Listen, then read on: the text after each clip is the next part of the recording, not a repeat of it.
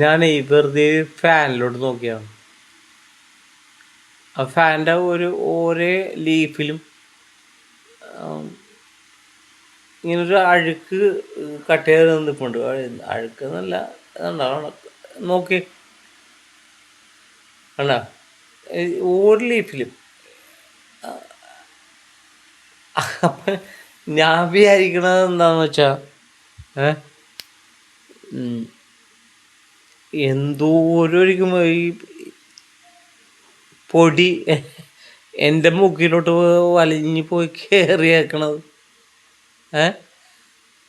എന്തോരം പൊടിയായിരിക്കും എൻ്റെ മൂക്കിലോട്ട് വലിഞ്ഞത്. ഇതൊക്കെ ഒന്ന് നമ്മൾ മനുഷ്യർ ശ്രദ്ധിക്കണം കേട്ടോ.